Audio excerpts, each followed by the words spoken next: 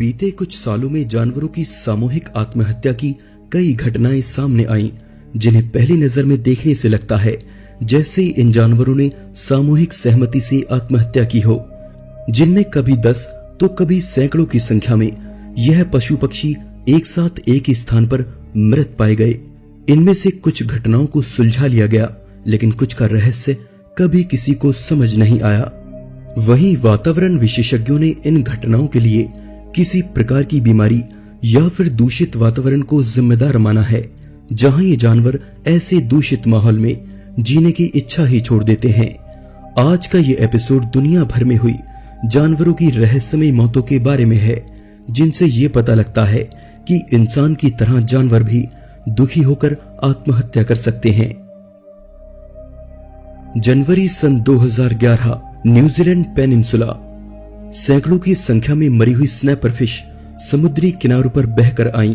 स्थानीय मछुआरों की माने तो पानी पूरी तरह से इन मरी हुई मछलियों से ढक गया था, और जो बात इस घटना को सबसे ज्यादा रहस्यमय बनाती है वो यह है कि मरी हुई सभी मछलियों की आंखें गायब थीं, जिसके पीछे की वजह कोई नहीं जान सका।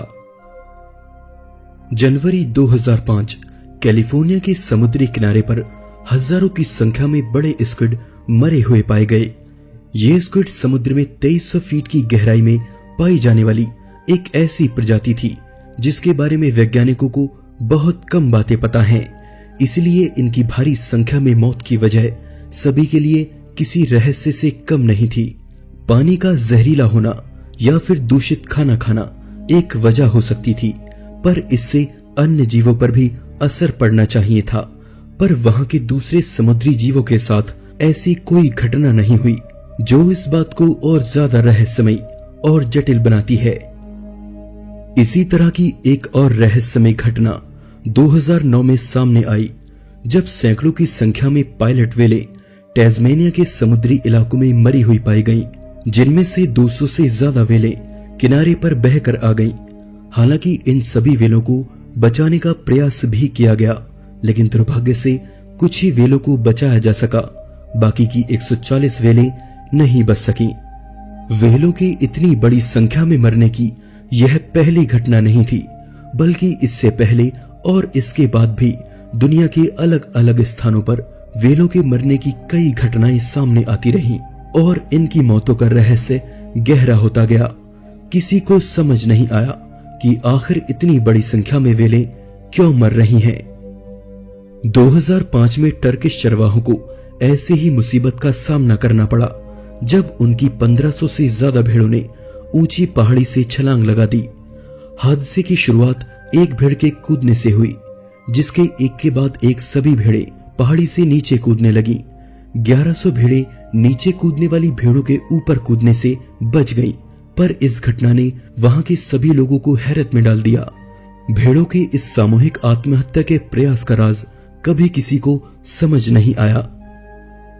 भेड़ों के एक साथ पहाड़ी से छलांग लगाने की यह घटना अगर आपको हैरान करती है, तो स्विट्जरलैंड में हुई इस घटना से आप सबसे ज्यादा हैरान होंगे, जहां 3 दिन तक 28 गाय और सांड भेड़ों से भी ऊंची जगह से कूदकर मर गए।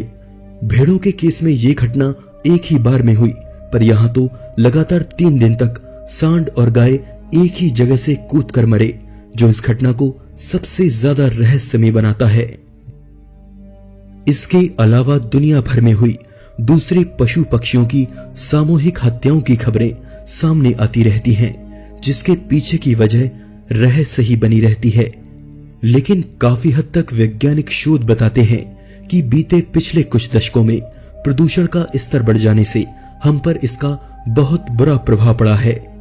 हर दिन नई बीमारियां जन्म ले रही हैं, जिनका उपचार भी संभव नहीं है। लेकिन इस धरती को प्रदूषित करने वाले भी तो हम लोग ही हैं, जो इस धरती को विकसित करते करते भूल गए हैं कि ये धरती सिर्फ हमारी ही नहीं, बल्कि पेड़ पौधों और जीव जंतुओं की भी है, जो हम इंसानों की वजह से लगातार विलुप्त हो रहे हैं। गौर करने की बात है कि जानवरों को आत्महत्या करने का ये माहौल कहीं हम ही ने तो नहीं दिया। दोस्तों, आज के इस एपिसोड में बस इतना ही।